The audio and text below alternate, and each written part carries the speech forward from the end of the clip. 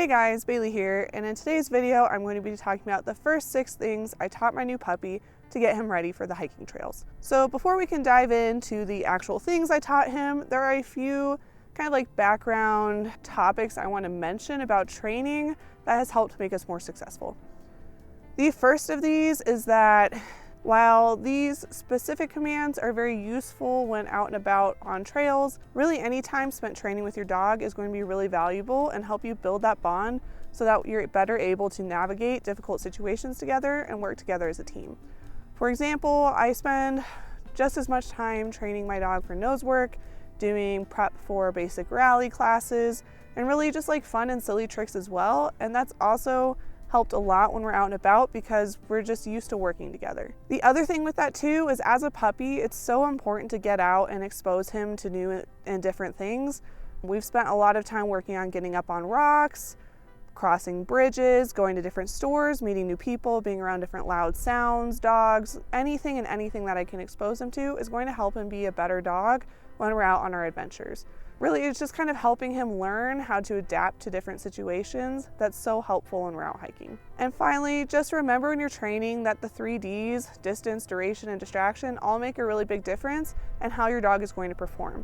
So for example, when I first start training something new with my dog, I start in my kitchen with no distractions so that he has my full attention and can focus on trying to learn what I'm communicating to him. Then we slowly add more distractions, go new places that are places he's at least been before, and then newer places. We add more distance on things like recall or stays, and distractions like different smells, my other dog trying to steal the treat, you name it. You just want to slowly add those things in and build up over time. So now for the 6 things that I taught him first specifically for hiking, the first would be loose leash walking. Now this is something that I started from day 1 just because it's really important when you're hiking to be able to walk with them without having them pull you over in sketchy situations where they might need to be on leash. It's also just nice when you are in an area where leashes are required to have a dog that can walk nicely on a leash instead of feeling like you're fighting them all the time. And really it's just a basic, I think, kind of like Keanan good citizen thing to focus on is making sure that you can travel different places with a dog that's well-mannered. So I train loose leash walking by using a combination of teaching pressure and using appropriate tools. So when I brought Brix home at 5.5 months old, he really didn't know much about walking on a leash and would pull quite a bit when we went on walks. So what I do is as soon as he got to the end of the leash and it was a tight straight line from my hand to the connection point, I would stop and wait until he would move off to the side or back towards me and there'd be a little bit of a loop in the leash. As soon as there's a loop in the leash, I would start walking again. And of course, with a puppy that's distracted and there's a lot going on, you have to stop quite frequently, which can be really annoying when you're first trying to get out and start walking. However, it really pays off to be persistent and patient because now, several months later, I've noticed that there's already a huge difference. And while we still have a lot of work to do on his loose leash walking, I know that it's going to come along over time as long as I don't give up. Essentially, the whole goal of this is to teach them that you can keep moving forward as a team when they kind of work with you and are not pulling on the end of the leash. The second thing that I taught Brix from almost day 1, probably day 2 of bringing him home was just a really basic hand target. His command for this is touch. This is a really great command to teach for a variety of reasons. First of all, it can be used in tons of different scenarios, and it's a great confidence builder. So when you have a new dog or a new puppy, it's something that's pretty easy for them to figure out when you're first using things like operant conditioning. So you just stick your hand out, there's probably some treat smell on it, and they just get close to sniff it, and then as soon as they touch it with their nose, you use whatever word or whistle or clicker that you're using to mark the behavior and then give them a treat. And they really quickly pick up on the fact that hand is out, you say the word, they touch it, and then they get a treat. And so Brix really likes doing this quite a bit. He'll do it fairly reliably in distracting situations. And it's nice because you can also use it in place of other commands like a recall. In fact, that's kind of what we've done with him initially, is use that, when we're out and about and working on hiking off leash training, we'll stick our hands out and have him come back and touch it. And it's just a really great check-in. It's also great incompatible behavior if they're doing something you don't want them to be doing, because it's hard to do that and do something like bark at the same time. And then, as I mentioned, it just builds that confidence and that bond quite quickly. So it's definitely one of my favorites, which is the reason why I started teaching that from basically day 1. So the third command that I started training Brix is kind of a no-brainer. I think most people start this one pretty early on, and that was how to sit on command. So for this one, you can use it when you're in public to kind of keep them under control. You can use it when you're doing recalls and things. It's just helpful in general, and it's a fairly basic one to train. I usually teach this by luring them into a sit or just waiting them out. A lot of times if you just stand there, holding a treat, they'll kind of circle around until they eventually get frustrated and sit on the ground. And then at that point, as soon as their bottom hits the ground, you want to mark that with either your clicker or your word. I use the word yes, and then give them a treat and just keep doing that until they start sitting. If they don't sit right away, then you can kind of, hold the treat in front of their nose.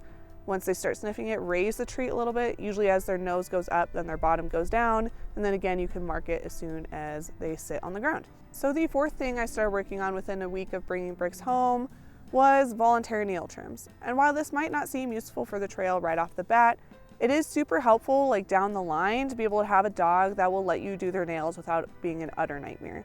So how I went about this was I took an old plastic lid off of a sour cream container. I slathered some peanut butter on it, and then I would just hold it in front of Brix's face and turn the Dremel on and off for the first couple days.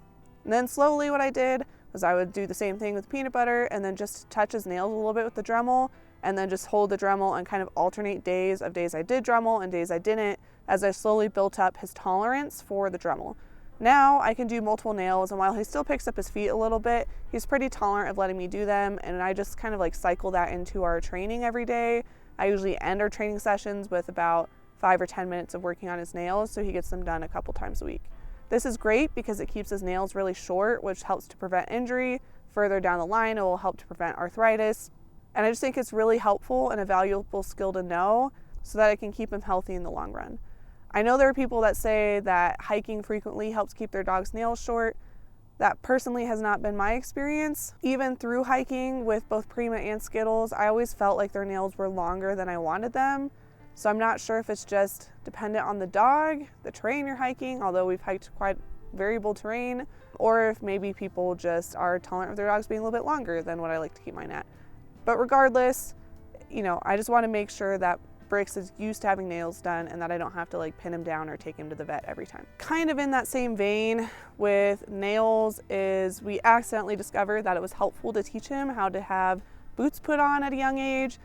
I was testing some boots for a freelance article back in the end of December, beginning of January, and we went to put the boots on him for the first time, and Brix just completely freaked out, screaming, struggling. Travis had to hold him down while I put them on, and then as soon as they were on, he was just fine. Fortunately, we got that out of the way while he was a young puppy, and so now he's super tolerant of having them put on. He's realized that they're not a problem at all, but with that in mind, it might be a good idea to try to get them used to that younger when they're easier to handle rather than later. In hindsight, I would have rather kind of positively conditioned him to the boots. I just kind of ran out of time to do that before we left on our trip. But you could do that by, holding the boots and giving them treats and handling their feet and giving them treats and then just kind of slowly putting on the boot. With that too, I do think it's helpful, and my vet recommended practicing touching their ears, looking in their eyes, playing with their feet, playing with their tail, kind of just even manhandling them, which Travis is really good about, just picking Brix up off the floor, holding him upside down, doing all sorts of crazy things to him, which is great because if there's ever an emergency, I know that he's used to being handled and doesn't mind it, and he's not all weird about having his feet touched or, just difficult if we ever had to carry him out or wrap something or deal with an issue on the trail. So the next thing that I've been working on with Brix, which I think a lot of people really strive for and focus for and recommend for hiking, is his recall. So having him come on command. This is something that is still a bit of a work in progress. He does okay, but honestly, his touch command or his hand target almost works much better for recall at this point. So we're still practicing with distractions and stuff, but he's certainly getting there. That's something to definitely work on pretty heavily though if you have any aspirations of hiking off leash. And it's also just a safety thing as well. Some strategies that can help is making it a game, so running backwards when you call them to make it more interesting and exciting. It's something that I would reward pretty heavily to make it a pretty positive thing.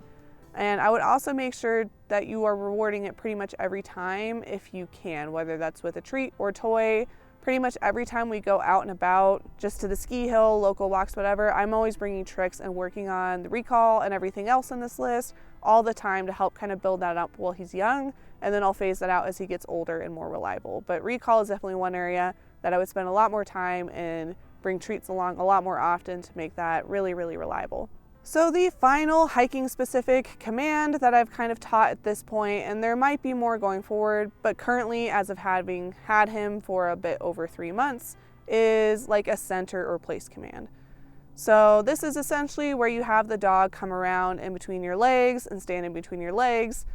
It allows you to have more control over a medium to large sized dog depending on the situation. May or may not be as helpful with giant breeds or really small breeds depending on the size of the person and the dog. But for a medium to large size breed, I've really liked this one quite a bit. I've heard some people call it center. I wasn't really sure what to call it, and I don't really have like a place command on a mat like a lot of people do, so I just called it place. But essentially, I stood with him behind me and I kind of moved around if I needed to get him behind me, and then kind of called him and lured him in between my legs. And as soon as his head popped through my legs, I rewarded him very heavily and marked that with my word. That means you did the right thing. Then slowly I've worked on adding more distance by using just like a white target. I've also worked on it with recalls. I've worked on it in different locations, slowly turning my body so that I'm facing him when I call him. So he either has to go through my legs and come back around or circle around back behind me to get in between my legs. Originally, I started training this specifically for like competition obedience and rally, and then realized how helpful it is on the trails.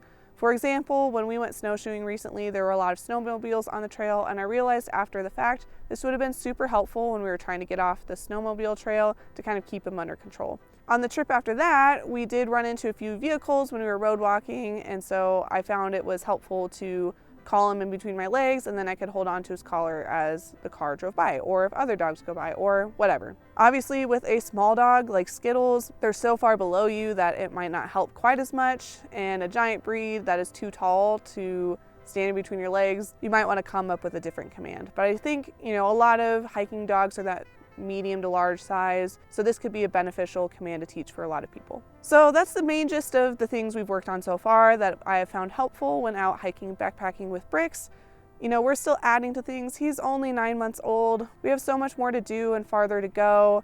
We're training almost every day that I have work, and then doing kind of like unofficial training on the weekends when we're out and about or hiking, right? Everything's a learning experience. If you have any different commands that you have found to be helpful with your dog, I would love to hear about it because I'm always looking for new things to teach Bricks.